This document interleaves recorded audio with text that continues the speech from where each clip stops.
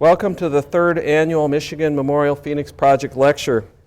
The University of Michigan Regents resolved in 1948 that the University of Michigan create a War Memorial Center to explore the ways and means by which the potentialities of atomic energy may become a beneficent influence in the life of man, to be known as the Phoenix Project of the University of Michigan. With the important nuclear non-proliferation negotiations that are proceeding in the world today, it is particularly appropriate that I have the honor of introducing this year's speaker, Ann Harrington, Deputy Administrator for Defense Nuclear Nonproliferation at the National Nuclear Security Administration. The title of her presentation is Policy and Technology, Can They Work Together to Minimize Future Security Risks? Ann Harrington was sworn in as Deputy Administrator for Defense Nuclear Nonproliferation for the National Nuclear Security Administration in October 2010. Previously, Ms. Harrington was the Director of the U.S. National Academy of Sciences Committee on International Security and Arms Control, CISAC, a position she held from March 2005 to October 2010. While at CISAC, she managed several key studies on a variety of nonproliferation, threat reduction, and other nuclear security issues. Ms. Harrington served for 15 years at the U.S. Department of State, where she was Acting Director and Deputy Director of the Office of Proliferation Threat Reduction and a senior U.S. government expert on nonproliferation and cooperative threat reduction. She has dedicated much of her government career to developing policy and implementing programs aimed at preventing the proliferation of weapons of mass destruction and missile expertise in Russia and Eurasia, and also launched similar efforts in Iraq and Libya. Her State Department assignments include serving as the U.S. Senior Coordinator for efforts to redirect former Soviet WMD/missile experts in 1993 through 1998.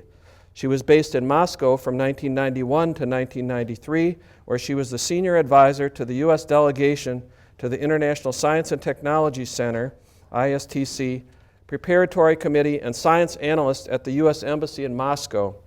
She was instrumental in negotiating the agreements that established the ISTC and the Science and Technology Center in the Ukraine, and the agreement between the United States and Kazakhstan for the secure storage of spent fuel and safe shutdown of the Aktau BN-350 breeder reactor. She was selected to attend the National Defense University's National War College in 2002 and 2003, where she was also a research fellow and authored the paper Reducing the Threat from Biological Weapons, Perspectives on U.S. Policy. Ms. Harrington has been author or co-author on a number of papers on countering biological threats. Ms. Harrington graduated with a Bachelor of Arts degree from St. Lawrence University, an MA from the University of Michigan, and an MS from the National Defense University National War College. She has two children, Meredith and Owen Lynch. Please join me in welcoming Ann Harrington.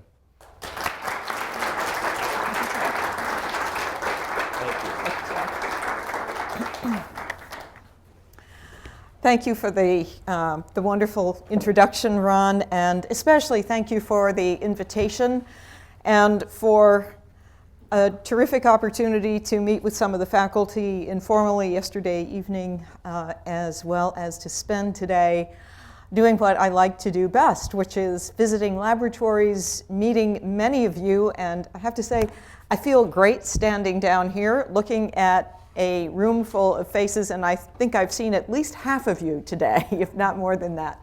And more importantly, I've seen some of the work that you're doing, and am extremely proud that we are supporting some of that work out of the Department of Energy and the National Nuclear Security Administration. For me, today has been one of those unique opportunities that people get who have to work in Washington. I got to turn off my phone and turn on my brain.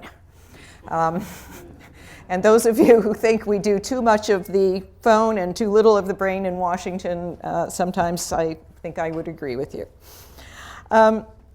So the purpose of this program that we're addressing today is at the core of what I do every day, to explore the ways and means by which the potentialities of atomic energy may become a beneficent influence in the life of man. My particular role, however, is to look at how we do that without creating additional risk. So I hope some of you are Star Wars fans. If we had only known then, those really were the droids we were looking for. So we all know that hindsight is 20/20, and that we often find ourselves in situations where the politics and policies of the past create conflicts with the policies and politics of the present. So I want to explore with you one of the more interesting examples in my immediate experience. And to set the scene, we will look at two presidents, each very personally vested in atomic issues, two political environments, and two policy directions that continue to interact with each other today. So I hope that everyone who is invited to give this lecture falls down the same rabbit hole that I did, which is called the Eisenhower archives, and particularly the Atoms for Peace section. I spent some time looking at what was in the library and at other articles written about why he gave this particular speech at this particular time. So the vast majority of President Eisenhower's speech dwells on the state of the world at that moment in history. He had just finished a meeting with leaders of the UK and France at which they discussed the need to do something positive about disarmament and about the growing divide between East and West, which they were concerned would become permanent and highly damaging to global stability. So in one of the late speech drafts, it isn't until the bottom of page 15 of 17 that Eisenhower gets to the Atoms for Peace concept, something that he and his administration had been already developing for many months. What really captured my attention, though, is not the famous 4 points themselves, but that the November 29th draft shows that he handwrote them around the margin. If you read down the bottom and up the side, he wrote what Atoms for Peace would become. So because it's a little fuzzy in handwriting, I will remind you what the four points were. First, to encourage worldwide investigation into the most effective peacetime uses of fissionable material. And here's the important part for my job.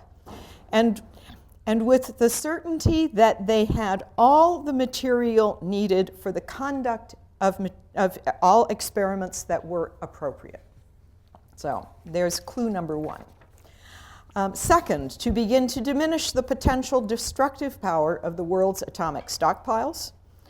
Third, allow all peoples of all nations to see that in this enlightened age, the great powers of the earth, both the East and West, were interested in human aspirations first, rather than building up the armaments of war.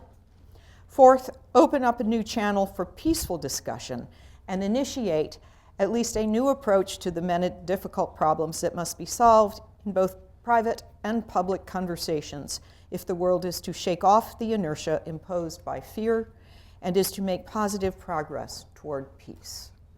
So wonderful aspirations. Some components, the concept of Atoms for Peace eventually becomes one of the pillars of the Nuclear Non-Proliferation Treaty.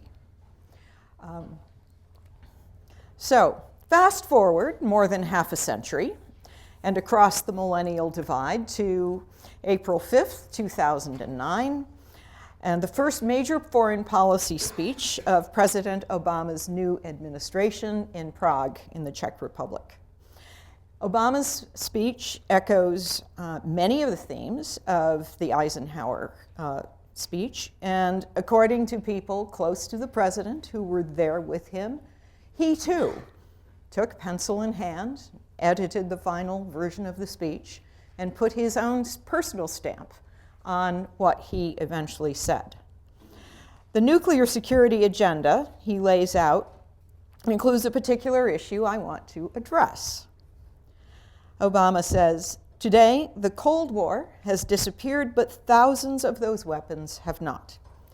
In a strange turn of history, the threat of global nuclear war has gone down, but the risk of a nuclear attack has gone up. More nations have acquired these weapons. Testing has continued. Black market trade in nuclear secrets and nuclear materials abound, and the technology to build a bomb has spread. And then he concludes, so finally, we must ensure that terrorists never acquire a nuclear weapon. This is the most immediate and extreme threat to global security. So, in 1953, we began providing material that in 2009 became the target of a new international effort to secure all vulnerable material around the world within 4 years, otherwise known as the 4-year effort, and something that we concluded in 2014. So, on the one hand, we have Eisenhower proposing to promote peaceful uses of the atom and make sure that people had all the material they needed to conduct all the experiments. And on the other hand, we have President Obama saying, oh, you know what? Now that we've given people all this material, we've created a very dangerous situation, and we need to figure out how to bring it back. In the end, the United States ends up exporting over 20 metric tons of highly enriched uranium to countries around the world. The Soviet Union adds about another 11 metric tons, with the UK, France, and China adding additional amounts, and South Africa eventually enriching its own material. The United States exported HEU to Turkey, Israel, Iran, South Africa, 15 countries in Europe, Canada, Argentina, Brazil, Mexico, Colombia, Australia, Pakistan, Japan, the Philippines, South Korea, Taiwan, and Thailand. The Soviet Union exported its highly enriched uranium to Poland, Hungary, the German Democratic Republic, Vietnam, several states that were then part of the Soviet Union, such as Uzbekistan and Kazakhstan. China had its own HEU-fueled miniature neutron source reactors, the MNSRs, and exported them to Ghana, Nigeria, Pakistan, Syria, and Iran. A map of the research reactor community universe shows that by the end of the 20th century, virtually every continent had received some amount of highly enriched uranium. And in parallel, the United States and the Soviet Union at that point had begun efforts to change export policies due to what were now perceived as potential risks.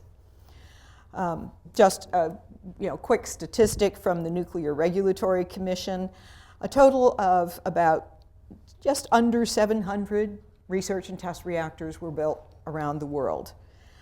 Today we have many fewer. Russia's got about 62. We have 54 approximately. Japan has about 18, France 15, Germany 14, China 13, lots of other countries in 1s and 2s. And about 20 more reactors are planned or under construction. So I'm particularly grateful to Professor Corradini, who was standing here last year giving this lecture, because at about 6 minutes and 45 seconds into his lecture, he has this slide when he's talking about medical isotope production. And the second bullet reads, present use of highly enriched uranium creates a nuclear proliferation threat. So I agree with that assessment. And more importantly, so does President Obama.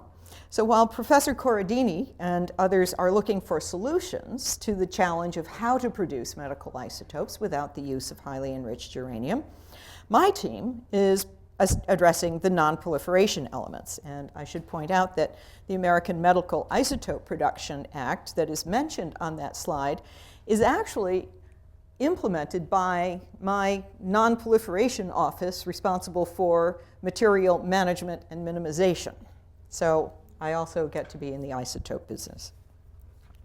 Ironically, if we revisit the very early stages of research reactors and look at where things started, things might have evolved very differently.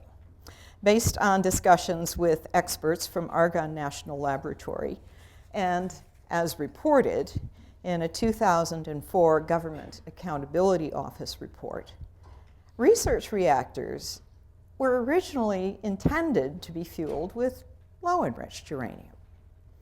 And that is how most of them were initially fueled. So when I found that out, I thought, I'd better ask, so how did so many of them end up being fueled with highly enriched uranium? So, as many of my friends in the physics community will say, it's all about the neutrons. So, as the research community began to work with the research reactors, and the community began to grow and develop and become more sophisticated and more inquisitive, it began to discover that there were lots of really interesting things you could do with research reactors. Materials testing, maybe fusion research. How about radioisotope production? Or nuclear medicine? Or lots of other things. But within that scope of expanded work, there was a need for higher performance. And so many of these research reactors that quietly started initially on low enriched uranium were converted to highly enriched uranium over time. So I'd like to give you just a quick illustration. So here's the Oregon State University reactor, the OSTR. So as the Atoms for Peace program rolled out, this is one of the examples of an LEU-fueled reactor that switched to HEU. It was built in the 1960s and has been a highly utilized multi-purpose research reactor ever since. After it went critical in 1967 with standard LEU TRIGA fuel, approximately 20% enrichment, OSTR was later upgraded from a 250 kilowatt to a 1 megawatt reactor in 1969. I know I see people chuckling, 250 kilowatts. In 1976, the LEU core was replaced with HEU at about 70% enrichment, and the TRIGA Fuel Lifetime Improvement Program, or FLIP fuel, in order to produce a lifetime core for 1 megawatt operation. After 32 years of operation with HEU fuel and with the support of my office, the reactor was able to convert back to LEU in 2008. And led by university stakeholders and our experts, the OSTR optimized the burnable absorber in its new LEU fuel so that the converted core maintained the broad mission portfolio and the same core lifetime as HEU. So basically, maintained performance, maintained core lifetime, but without the additional risk of using highly enriched uranium. So if in physics it's all about the neutrons, in my world, it's all about the material. So because acquiring material is a prerequisite for either a state-based or terrorist nuclear weapon effort, controlling access to material usable for weapons is central to preventing the expansion of state-based nuclear weapons programs or the terrorist development of improvised nuclear devices. So here we see a few examples of tracing the steps in nuclear material trafficking, which is a publication, I think, of the Nuclear Threat Initiative. This was an individual who was charged with the crime of uranium smuggling, and then capture of a TV program on militants seizing uranium compounds in Iraq. So our concern is that it's not theoretical that there's interest. We know that there's interest in obtaining materials. We are fortunate that we have not seen them used yet. With the collapse of the Soviet Union in the early 1990s and subsequent smuggling of material through various routes, and that's the graph on the right, shows some of the interdiction events that have been documented since the Soviet Union collapsed. And growing nuclear capabilities in South Asia and North Korea, the amount of vulnerable material actually has increased. So as recently as March 15th of this year, the Washington Post reported that not all the material at risk resulted from exports. Some of it was indigenously produced, as is the case in South Africa. What that story in the Post about South Africa failed to note, however, was that we worked very quickly with them to improve security at the Pelindaba Safari 1 reactor site because we were already working with them to convert that reactor to low-enriched uranium. So if we fast forward to the beginning of the 21st century and the events of 9/11, indications that terrorist groups were interested in improvised nuclear devices, our concerns accelerated that too much material of potential interest was too available in too many places and with too little security. So just to put things a little bit in perspective, so this is a map of countries that have civilian highly enriched uranium or plutonium. The ones in green are countries that basically had material, but it has been basically eliminated. The countries in blue are countries that are in the process of eliminating those materials. And the gray states are the countries that we consider to continue to hold material at risk.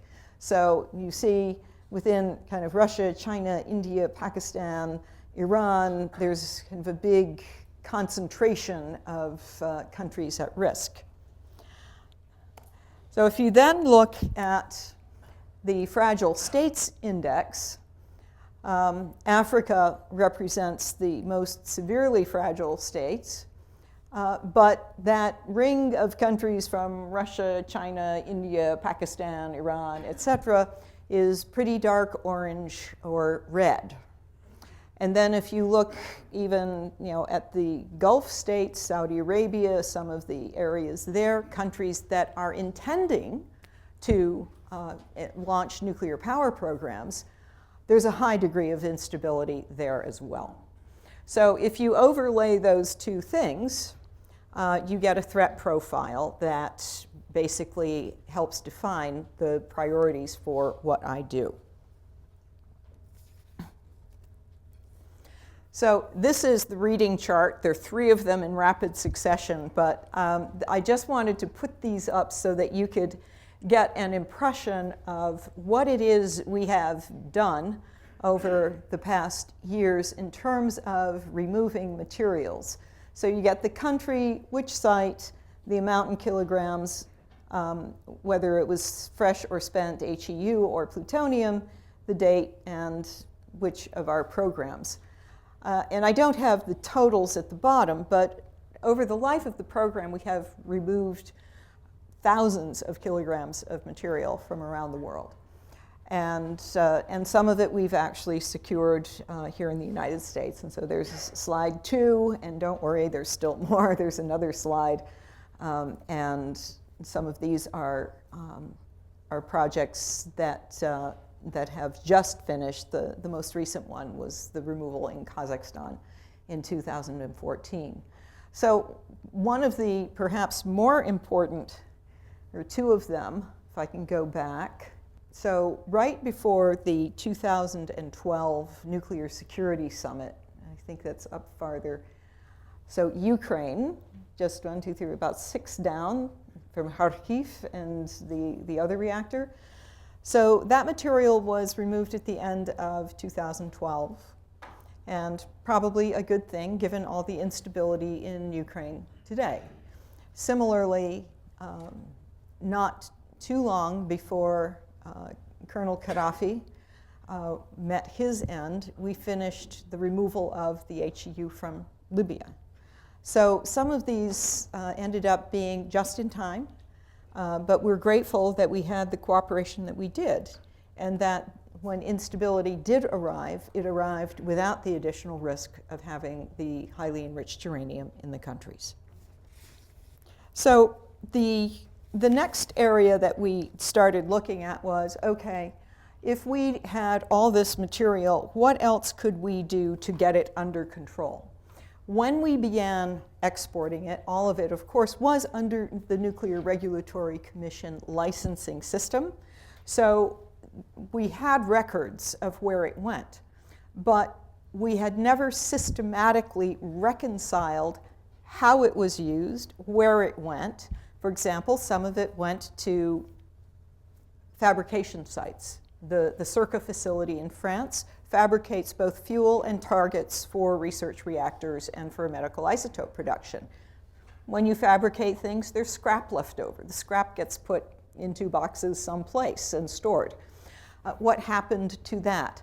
What happened to material that we sent to Japan, to other places? We had extraordinary cooperation from many of the countries to which we had exported highly enriched uranium, because they too were interested in the story of where it went. They too were interested in keeping the material away from the hands of people who might misuse it. So we have been able to reconstruct this history over time to the point where we now know very precisely what happened with about 95% of that 20+ metric tons. And probably we'll have that full reconciliation finished in about a year from now. And that will give us a fresh baseline from which to work in the future. We don't export nearly as much highly enriched uranium as we used to, but the process of going through this has also helped us identify with some of these countries where some of the additional material is that we can either downblend or dispose of in place or bring back to the United States. Because as we've probed these issues with some of these countries, they've gone, you know, we've got 6 kilos, we really don't want any of this, it's not usable, it's in forms that we can't do anything with. So that becomes then one of the ways that we set priorities for my program. If you look next at what it takes to convert a reactor. And this is a long way of getting to my point, but I think there are some important elements here. So a key element to being able to convert reactors from highly enriched uranium to low enriched uranium without the loss of performance and in ways that are technically and economically feasible is the fuel, right? So again, we're back at the question of how to generate the neutrons. We've known for a long time that a high-density LEU fuel would actually increase available neutrons. And if we leave aside the science for a moment and look at the cost, what has the decision to convert reactors that were originally fueled with LEU to HEU and then back again meant in terms of money? So this diagram breaks down what we would consider the typical pathway for a conversion effort. So the flow chart assumes that there is already a qualified, commercially available LEU fuel that is appropriate to the reactor that's being converted. If a new fuel has to be incorporated into the process, then you're looking at development, qualification, licensing, and potentially another 15 to 20 years between starting the project and actually resuming operation with the new fuel. So the diagram tries to break down everything into a 2 to 5 year process. Sometimes it goes more slowly, sometimes more quickly. It assumes, as I said, that you have the fuel. So step number 1, you have to negotiate either with another government or with a facility in the United States an agreement, okay? So step number 2, and that can take anywhere up to 9 months. And sometimes with foreign governments, it can be longer. So number 2, then you start the process of conducting your technical and economic feasibility studies. And depending on how complex it is, some reactors, a small pool type reactor might be pretty straightforward. A more complex reactor might take more time. So number 3, you need to make a decision based on the studies whether you're going to go forward with the conversion. And at that point, you also begin the fuel procurement process, because it's going to take a while. That's a long lead procurement item. You have to get the order in for the fuel.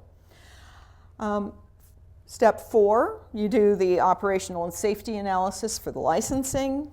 Step 5, the regulatory review. Step 6, you have to address the regulatory issues, because those of you who have been involved in licensing before probably know this is not a once-through process with regulators normally.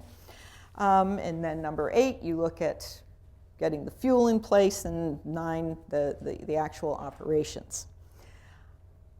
The agreement that prevails internationally on these conversions is that converting a reactor should be based on the premise that the conversion is technically and economically feasible. So let's consider what that requires principally from the operator's perspective. Okay, so we've got a nice flow chart, but meanwhile the operator is sitting there going, okay, how many studies do I have to do? These people aren't familiar with my reactor design, my intended uses. They don't understand my core configuration, and I want to know what possible fuel types are out there and what it's going to do to my reactor. The operator is also going to have to look at the impact of conversion. So what are the different things that are going to happen? So how much time is my reactor going to be down? Am I going to be losing money because I have contract commitments for materials testing and other things? Or how much research time am I going to lose when my reactor's shut down? Am I confident in the core conversion process? And how much is it going to really cost in the end to do all of this testing and certifying a new fuel, if that's part of it? And engaging the regulator in various countries can be more challenging than one might think. And in some countries, there could be multiple regulators that are involved in relicensing a facility. The cost of new fuel production. So when we talk about something being economically feasible, if you have one research reactor and a specialized fuel that only will work for that one reactor, then you don't have an economy of scale working with you for the production of the fuel. And if the fuel costs more than is economically reasonable for the operator to support, then you fail the economic feasibility test. And then, is there a linkage between new fuel? Do you have to run the reactor hotter to get the performance you need? And does that mean you're going to have to do more reloads as a result? So, and then there are also all of the safety and security issues that just as an operator you have to take into account. So all of these things, meanwhile, are running through the operator's mind. And if the reactor is located in a country where the government wants to make a strong non-proliferation statement that it's going to convert its reactor, the government position may be in conflict with the operator or the owner's position of the reactor. One other perspective to add is that taking on the conversion task, we have in fact incurred hundreds of millions of dollars in cost over the life of this program. So the actual conversions, the fuel development, the fuel fabrication, transport and elimination of the highly enriched uranium, all those things put together have cost essentially the federal budget a lot of money. I think I went to that slide too early. Now we have a situation where the technology, initially fueled with LEU and posed little security risk, but ultimately required significant amounts of investment over many years to revert back to that more secure status. So we could ask, how does that investment line up with the theoretical case that a decision was made to pause when it was first proposed to convert the LEU-fueled reactors to highly enriched uranium? And what if during that pause, a group of smart people talked about what other options there might be? Perhaps a conversation like that might have led to a group decision, a common decision, to further develop high-density, low-enriched fuel rather than moving to highly enriched uranium. There certainly would be costs associated with that, and certainly time would be required to develop and test that new fuel. But on balance, would we be in a better position today if we had launched a grand challenge then to advance all these important areas of medicine and materials and the good things that came from the research community, instead of just defaulting to what was available, to taking the easy route? I want neutrons, I'll get them from highly enriched uranium. What if we were smarter than that a few decades ago?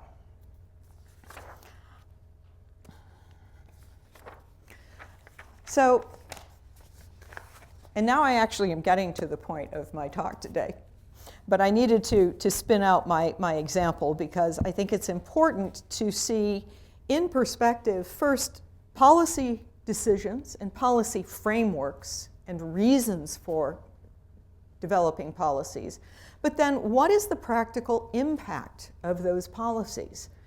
And do we actually take the time to think as a policy and technical community about what is technically, economically, and perhaps politically feasible as we look at some of these choices that we have? So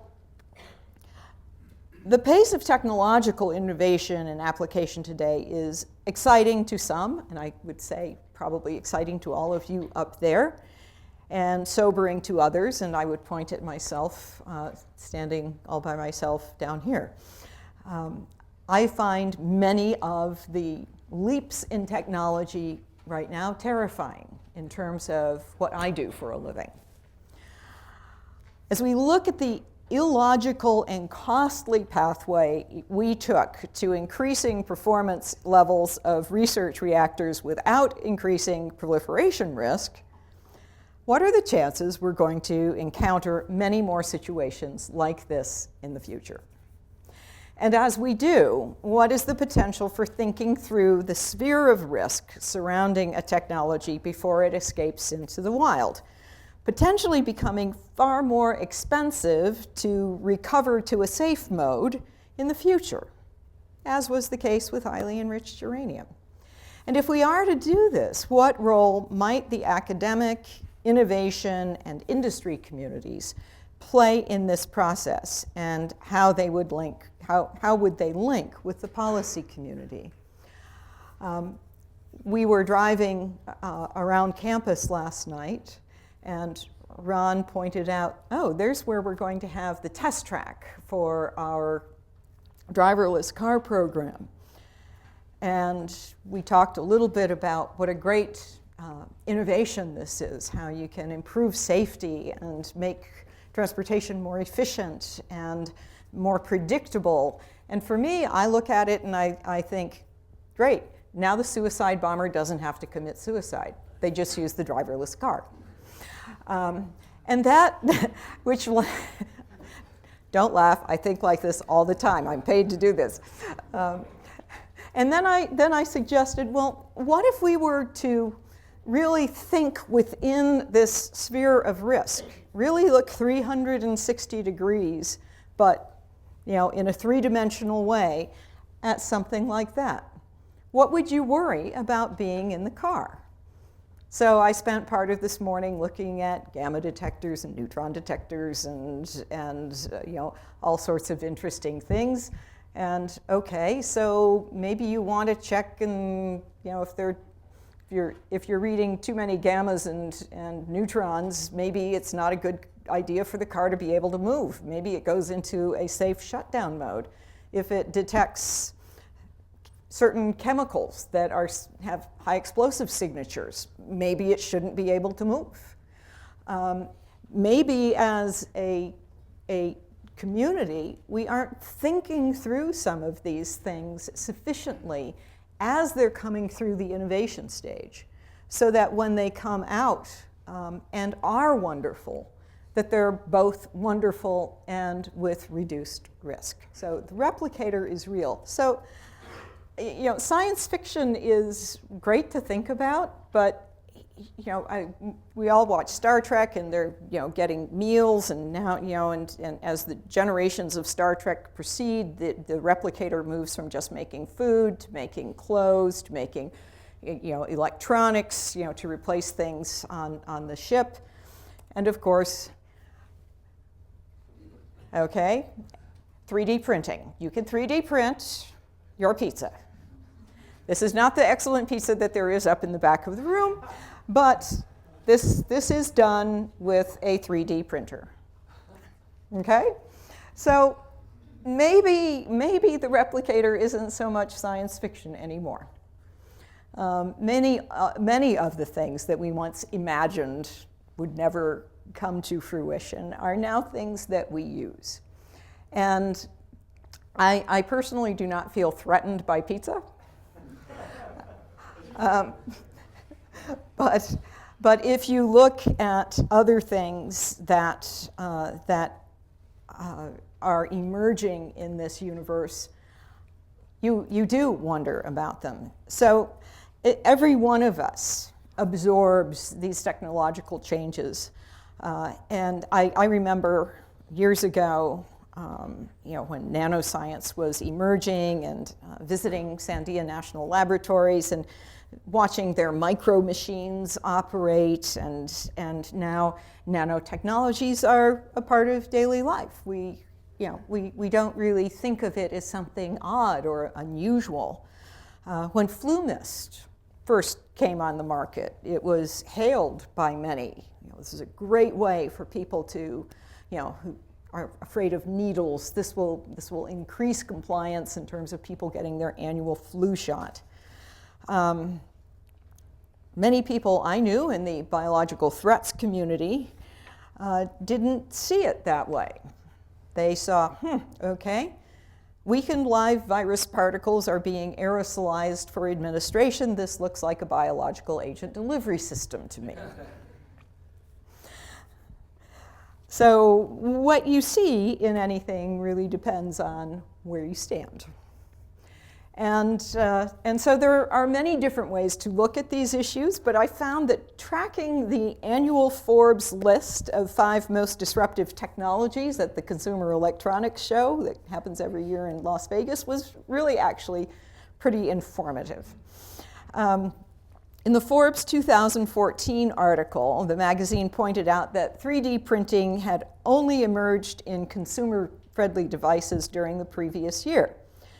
And despite a projection that the mass market for 3D printers would double in the coming year and were available for as little as $500 a copy, 3D printing didn't even make the Forbes 5 most disruptive technologies list. It didn't even rank that high. 2015 finally saw the addition of 3D printing to Forbes' list. And let's see, there you have, that's the Iron Man prosthetic arm that was printed at a cost of $350, and Robert Downey Jr. actually gave it to a young man who had had an arm amputation. Down below is a really interesting example. This is a Chinese company, Winsun, that has printed houses. This 5-story apartment building was printed using a proprietary 3D printer that uses a mixture of ground construction and industrial waste, such as glass and tailings, around a base of quick-drying cement mixed with a patented hardening agents. They've also made a similar one that's a quite lovely mansion, very elegant, and soft gray and white.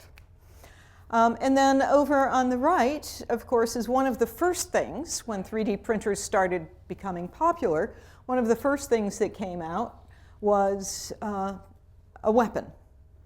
And somebody printed the weapon, and because it was all made of plastic, it was not detected in any airport screening. And again, if you come from my universe, gun proponents and gun collectors said, well, okay, this is a novelty, it's sort of cute, but you can only fire it a few times before it falls apart. Well, if that's all you want, if all you want to do is fire it a few times, it doesn't matter. So again, it all depends on your perspective, and it all depends on how you intend to use the technology ultimately. So back to the 3D printing again, just a little bit. So in 2015, it gets added to the list.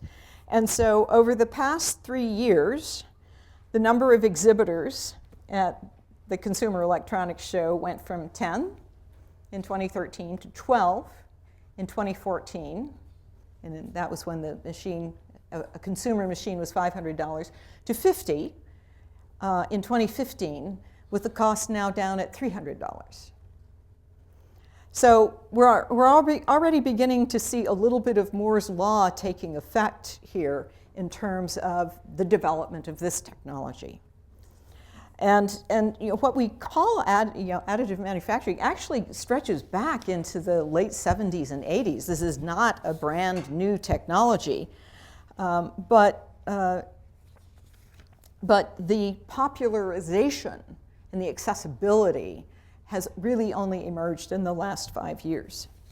Another example is that Local Motors, a Phoenix-based company, brought the Strati to the Detroit Auto Show this year.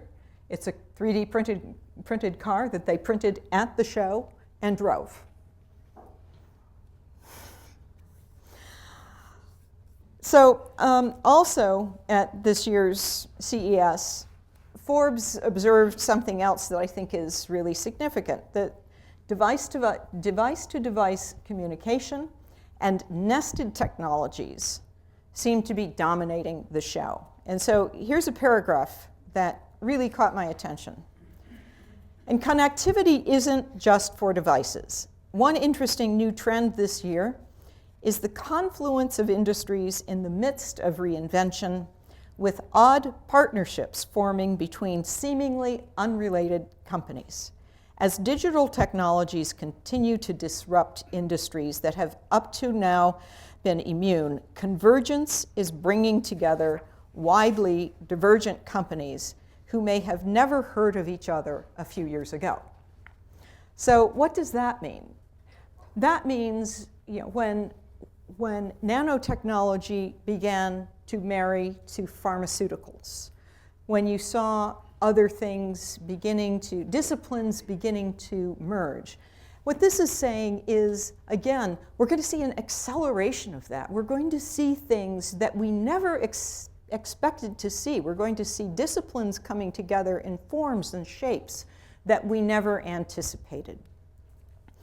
But technologies on their own are not disruptive. To become disruptive requires the human element and the creative process. So again, going back to Forbes, this time from 2013. So they wrote, I found plenty of disruptors at CES, but they weren't evenly distributed over the nearly 2 million square feet of exhibit space that spills out across Las Vegas. To find them, I had to look literally around the edges. I skipped over the giant flashy exhibits front and center in the giant exhibit halls with 3D everything, pulsing music, and impossibly attractive women, and headed to the small booths and the farthest edges. The ones manned by just two clearly over-caffeinated guys, the innovator and the VP of everything else. And that could be maybe some of you in this room. So the challenge here is that as soon as people begin to experiment and innovate, the potential for technology to leap sideways into less socially constructive areas arises. So we've already seen the exhibit of the 3D gun, but with the wrong intent, almost any technology can be turned from being beneficial, such as for making prosthetics or medical formulations, to producing undetectable weapons. And I already have mentioned the driverless car and my fear that it could be used as a terrorist delivery system.